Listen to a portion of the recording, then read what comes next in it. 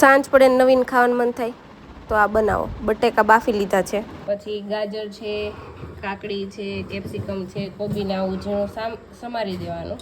અને કાંદા ઓપ્શનલ છે, કાંદા નાખવા હોય તો.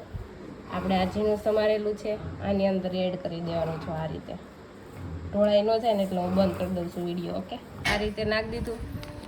હવે છે ને થોડું ક્રીમી બનાવવા હાટું આપણે માયોનીઝ નાખી દેવું, ફૂલમ ફૂલ આખું પેકેટ.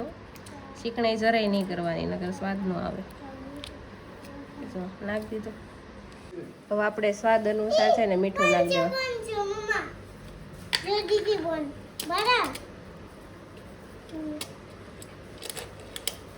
સ્વાદ અનુસાર નાખી દીધો. હવે આ અમે છે ને નવો એક ડબ્બો લાવ્યા છીએ. આ ટેણી બેન થોડાક ખોલી લઈ. બસ આ સિઝનિંગ મસાલો છે, એ થોડોક નાખી દેવાનો, એટલે થોડોક પીઝા જેવો ટેસ્ટ આવે. એમાંય ચીકણાઈ નહીં કરવાનો, થોડોક નાખવાનો. હું નાખી દઉં છું ખમો. પછી આવી રીતે એને મિક્સ કરી દેવાનું. હાથેથી નથી કરવાનું, એમાં કાંઈ શરમાવાનું ન હોય. હાથ હારા ધોયેલા.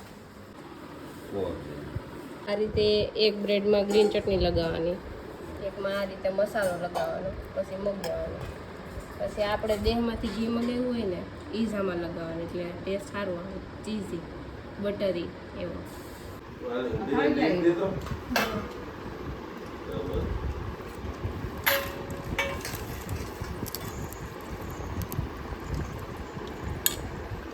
અને એ જે ઘી કીધું ને દેશી ઘી, એને એવી રીતે ચોપડીને પછી આ રીતે બે સેન્ડવીચ મૂકી દેવાની, જે આપણે કાચી ભરી હોય. બરાબર, પછી એના ઉપર આપણે થોડુંક ક્રિસ્પી થાય આનાથી આવી રીતે લગાવીને. અને જેટલું દેશી ઘી વાપરો ને એટલી જ મજા આવે. બસ પછી આ રીતે છે ને એને ઢાંકીને ચડવા દેવાની.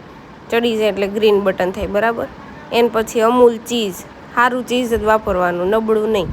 એટલે ચીઝ આ રીતે ખમણી દેવાનું અને મસ્ત મજાની પછી છે ને દબાવવાની. એટલે ખાવાની, કહું ખાઈ લેવાની એમ. મસ્ત ચીઝવાળી ચીઝ, તમને ખબર ને માપે રાખવાનું એમ. બસ ચીકણાઈ નહીં કરવાની.